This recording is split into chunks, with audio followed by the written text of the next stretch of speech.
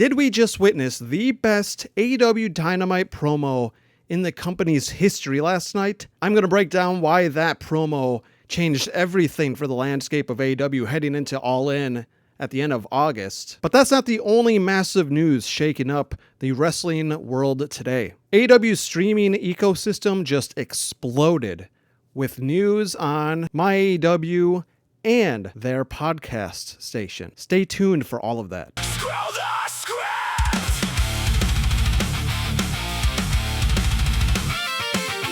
Welcome back, everybody, to Screw the Script. I'm your host, as always, Maverick, a voice for all the sickos out there. And let's get right into it. The video today is going to be about three huge things that have happened for AEW. The big one we'll get to first, and then we'll leave the other two, and then some other AEW news at the tail end of this video. But let's get on to the really big one here. Let's recap Dynamite first. You had a lot of great segments with Willow. The Demand, they are new trios champions. They beat the Conglomeration last night on Dynamite. That was a solid trios tag match. Maya World defended successfully against Persephone with the TBS championship on the line. The Don Callis family are continuing to have issues. We'll see where that leads. I truly think that Fletcher is going to be the next one on his way out.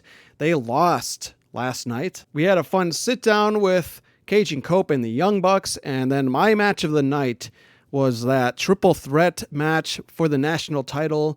Andrade defended successfully against Jack Perry and the youngster Nick Wayne.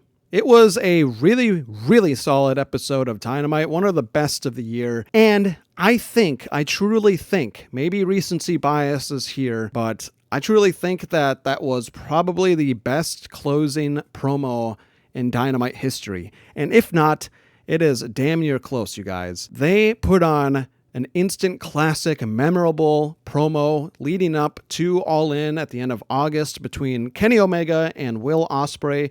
Holy shit, you guys.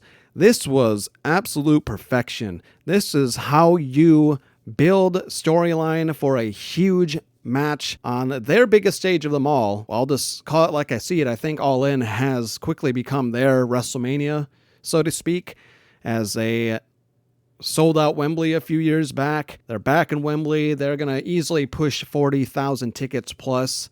We'll see how much they get closer to showtime, but we are a month away still for that. And if that promo doesn't sell more tickets, I don't know what would, because it was generational. I think one of Kenny Omega's best promos he's ever had in AEW history, or just period, because typically he isn't the best on the mic. He is the best bout machine in the ring, as he calls himself, and it's hard to argue that he's not. But he's never been a great speaker on the mic, but that promo last night proved that he can do it when it's needed. And Will Ospreay held his own as well. These two went back and forth with shots, and I genuinely think it is going to change the landscape of AEW. It's changing the world title picture. It's changing All In. Ticket sales, I'm sure, are going to surge after that. It's going to change a lot, and I think All In is going to once again be show of the year, just like it was in 2025, and it's going to be showcased by one hell of a main event between those two men. The other really big thing that I want to talk about on this episode, you guys, of Screw the Script, MyAEW just grew even larger. 6 more independent promotions were added. There is a screen grab for you guys. That is all of the promotions now on MyAEW, and I wouldn't be shocked if that's not the end of it, but holy crap, you guys. And you've got some bangers coming up. They're going to put the Brawl in the Ballpark that happened after the Twins game for free on, I think, August 24th or something like that, right before All In. They're going to have that up. They're going to have a bunch of other content up from these other promotions that they just added. Here's some screen grabs for you guys to roll through that, for you guys to stop and read. It's exciting. It is very exciting to be an AEW fan, an AEW supporter, a sicko. And for all those AEW haters, some of you may be watching this video, I called this months ago. I think Tony Khan is perfecting what the WWE Network should and could have been, and he's doing it way quicker than they ever did. And man, oh man, does he have quite the library already. And it's completely free to sign up and watch majority of what's available on there. They have a constant stream going of episodes from the past, and I think it's just on a constant loop. Once it ends, it just starts back over. And you've got pay-per-views on there for people that are outside the States and Canada, and I think the UK. I can't remember who else doesn't have the pay-per-views yet on there, but I truly think that Tony Khan, that's the next step. That's the eventual big step here, I think, with my AEWs, to give that option to people as well in the States. If something goes south with the HBO Max stuff and Paramount and Netflix and that mess that's going on right now. But I told you guys months ago, and I was right. It wasn't going to take an effect until at least 2027. And now with stuff going on with that, it's not going to be until like the end of 2027. It is a while away. But Tony Khan has got his plan B, C, D, E, F. You get the point.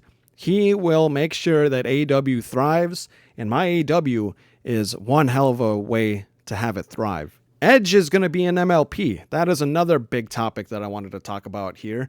Edge. Adam Copeland, MLP. MLP just started on TSN for people in Canada. Some of you may be watching and are enjoying that. It is on my AEW to watch as well, and it's been fun. It's been a blast, and it feels like how the great good old days of NXT Black and Gold era. Mauro Ranallo on commentary, 1 hour episode, short and sweet and to the point. 3 matches typically on there. They get right to it, and no wasting your time with bullshit promos and celebrities and all that shit that you get over in the E. And, an awful fucking Danhouse segment. They give you what you want right away. And now Adam Copeland's going to join, and I'm excited for them. And now, a big thing here, the New Day, looking like they're going to go by the name Daybreak. They released a video. I'm sure plenty of you have seen it. It's over on their Instagram if you want to go check that out. It was this shorter cartoon, I think it was like 2 minutes long, of them being unicorns, breaking free from the circus, which I found hilarious. I mean, people still reference WWE as a circus clown show, and it is only an overpriced circus clown show at that point that feeds off blood money. They broke free. They had the nod to Big E with the broken horn. That was a touching point there. And then they transformed back into humans and walked off into a sunset. And you bet your ass they are going to show up in AEW, most likely at All In. And lastly, the AEW Podcast Network. I saw some of you in the comments section on, I think, my last 2 videos sometime in that stretch of time mentioned that I should reach out to AEW to possibly be a part of it. I did reach out to them. No clue if it's going to actually happen, as this is still a smaller channel, still growing. If you're still following me here in this video, like, comment, and subscribe. If you're new here, I would love a subscribe. And please, again, remember to hype the video. Hyping the video really, really helps this channel. But the AEW Podcast Network. Tony said that they've been working on it, planning the podcast network with our friends, and it's coming. So that's been in the works for quite a while, and it's still in the works. It's going to be very good. I'm looking forward to the AEW Podcast Network, as we've been planning for a while. That's going to be excellent, as he goes on to say. So I'm looking forward to it as well. They'll probably bring back Unrestricted or things like that. Let me know down below what you would like to see on the podcast network. And now on to the DDT segment of this video. You guys, I know I said I was going to have double the DDT segment, but I just have one.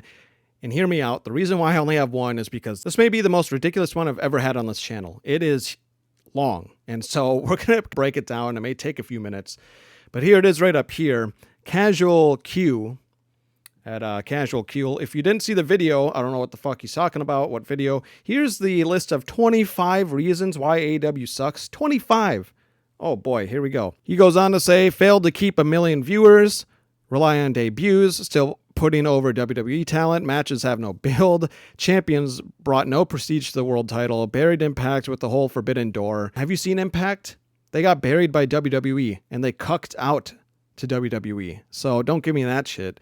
And going back up to rely on debuts, there hasn't been a huge debut in a long time. They're not relying on debuts. They have actual good storytelling and wrestling, unlike the WWE. Ruined Sting? Number 7? What in the hell are you smoking, dude? Sting had the best send-off he could have ever possibly had.